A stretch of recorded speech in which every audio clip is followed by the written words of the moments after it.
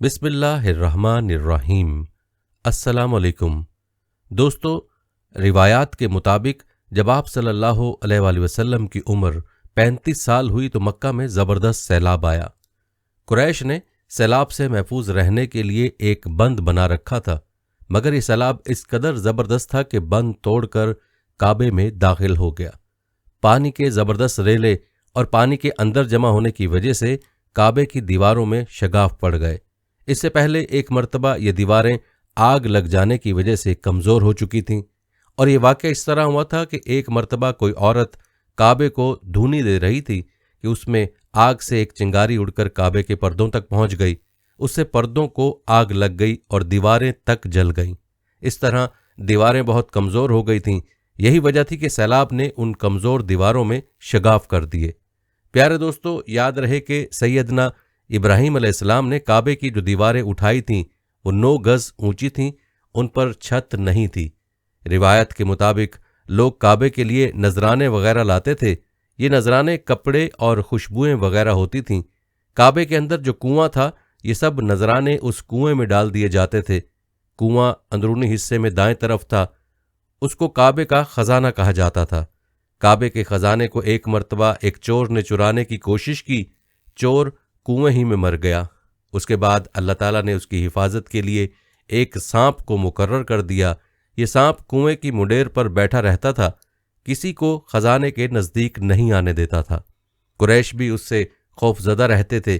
اب جب کہ کعبے کی دیواروں میں شگاف پڑ گئے اور نئے سرے سے اس کی تعمیر کا مسئلہ پیش آیا تو اللہ تعالیٰ نے ایک پرندے کو بھیجا، وہ سانپ کو اٹھا لے گیا۔ یہ دیکھ کر قریش کے لوگ بہت خوش ہوئے۔ اب انہوں نے نئے سرے سے کعبے کی تعمیر کا فیصلہ کر لیا اور پروگرام بنایا کہ بنیادیں مضبوط بنا کر دیواروں کو زیادہ اونچا اٹھایا جائے۔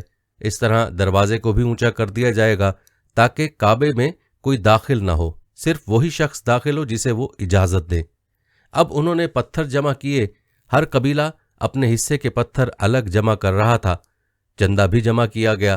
چندے میں انہوں نے پاک کمائی دی، ناپاک کمائی نہیں دی۔ مثلاً طوائفوں کی آمدنی، سود کی کمائی، دوسروں کا مال غصب کر کے حاصل کی گئی دولت چندے میں نہیں دی، اور پاک کمائی انہوں نے بلا وجہ نہیں دی تھی۔ دوستو، کہتے ہیں کہ اس کی وجہ ایک خاص واقعہ تھا جس سے وہ اس نتیجے پر پہنچے تھے کہ اس کام میں صرف پاک کمائی لگائی جائے گی۔ وہ واقعہ یوں تھا، ایک قریشی سردار ابو وہب عمرو بن عابد نے جب یہ کام شروع کرنے کے لیے ایک پتھر اٹھایا تو پتھر اس کے ہاتھ سے نکل کر پھر اسی جگہ پہنچ گیا جہاں سے اسے اٹھایا گیا تھا۔ اس پر قریشی حیران و پریشان ہوئے۔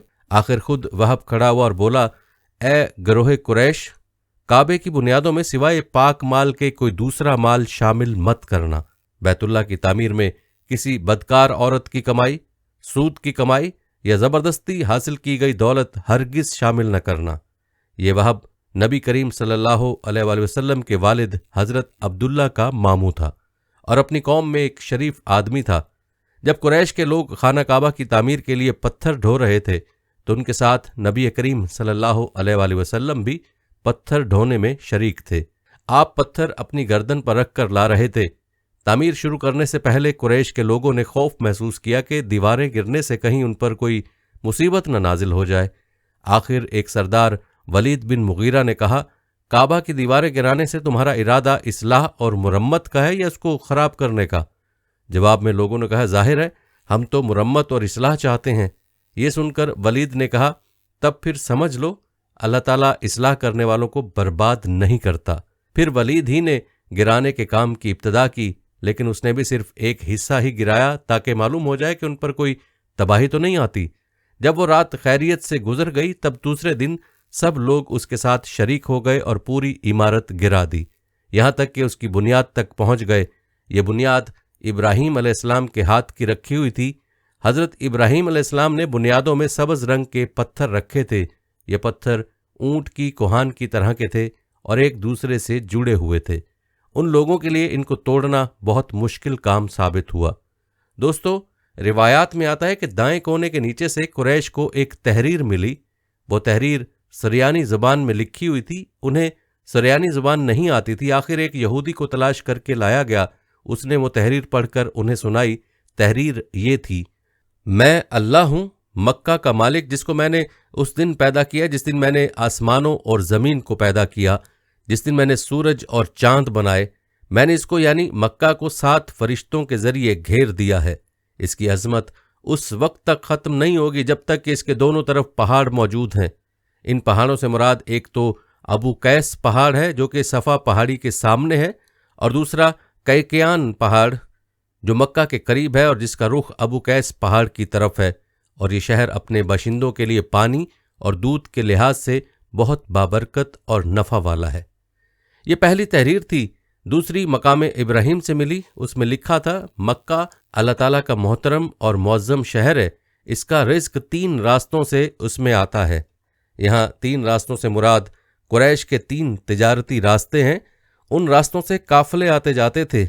تیسری تحریر اس سے کچھ فاصلے سے ملی، اس میں لکھا تھا جو بھلائی بوئے گا لوگ اس پر رشک کریں گے، یعنی اس جیسا بننے کی کوشش کریں گے، اور جو شخص رسوائی بوئے گا وہ رسوائی اور ندامت پائے گا۔ تمام برائیاں کر کے بھی بھلائی کی آس لگاتے ہو؟ ہاں، یہ ایسا ہی ہے جیسے کیکر یعنی کانٹے دار درخت میں کوئی انگور تلاش کرے۔ پیارے دوستو، کہتے ہیں کہ یہ تحریر کعبے کے اندر پتھر پر کھدی ہوئی ملی۔ کعبے کی تعمیر کے سلسلے میں قریش کو پتھروں کے علاوہ لکڑی کی بھی ضرورت تھی۔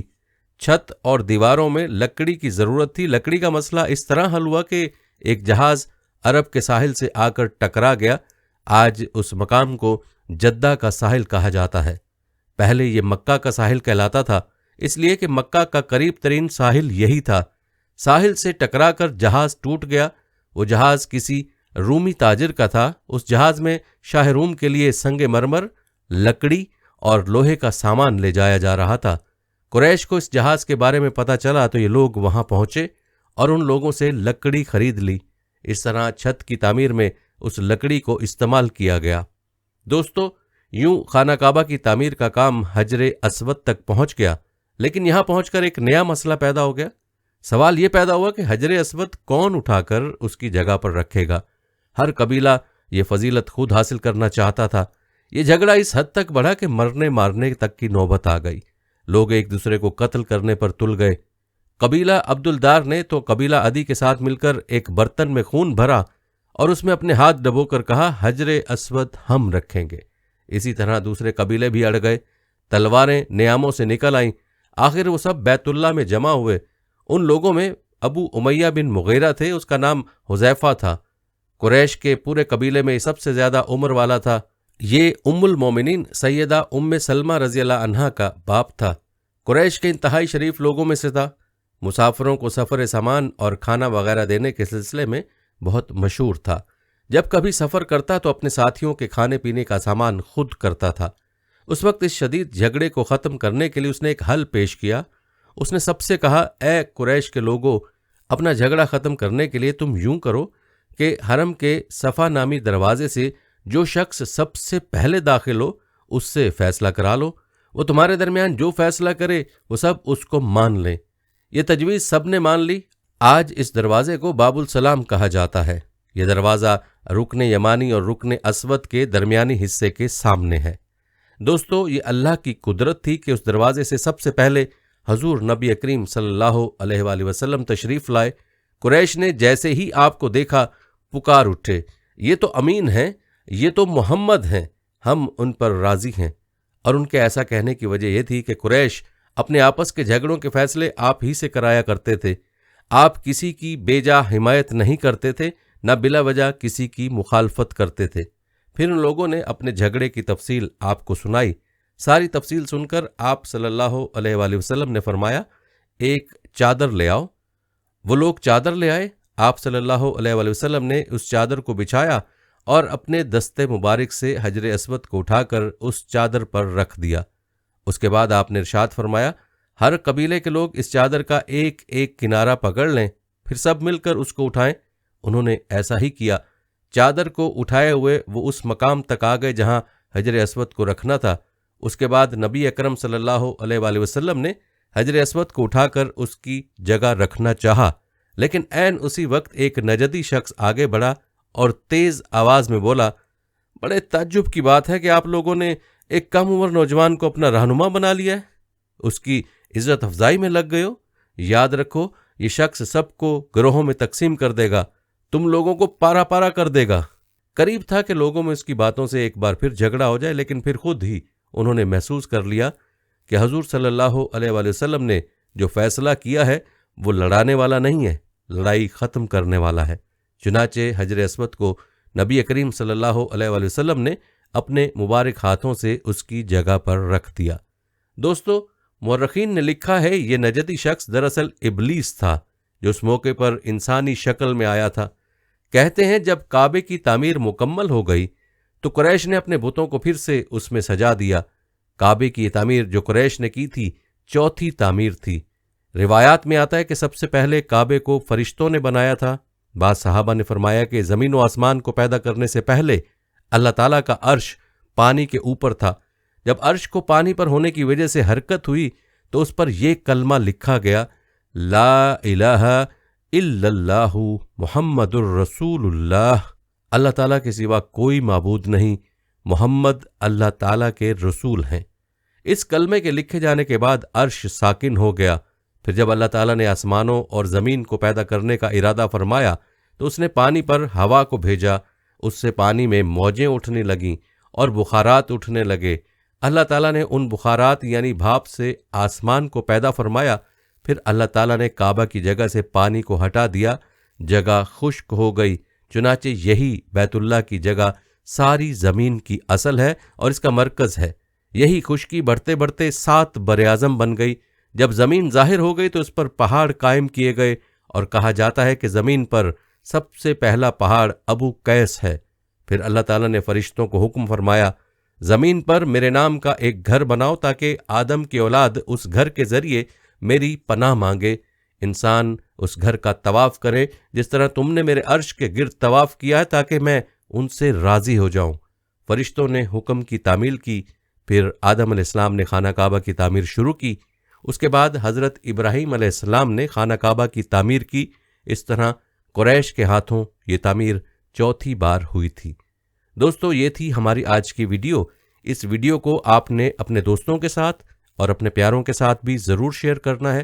ہم یہ امید کرتے ہیں کہ آپ کو ہماری آج کی یہ ویڈیو ضرور پسند آئی ہوگی۔ اگر آپ کو ہماری آج کی ویڈیو پسند آئی ہے تو سب سے پہلے تو اس کو لائک کریں اور اپنی رائے کا اظہار کمنٹ سیکشن میں لازمی کریں۔ آخر میں آپ سے ایک بار پھر درخواست ہے کہ آپ ہمارے چینل میزان کو ضرور سبسکرائب کر لیں اور ساتھ ہی لگے گھنٹی کے بٹن کو بھی کلک کریں تاکہ آپ کے پاس ہمارے آنے والی مزید ویڈیوز کا نوٹیفیکیشن بر وقت ملتا رہے۔ اللہ تعالیٰ آپ کو اپنی حفظ و امان میں رکھے، آمین۔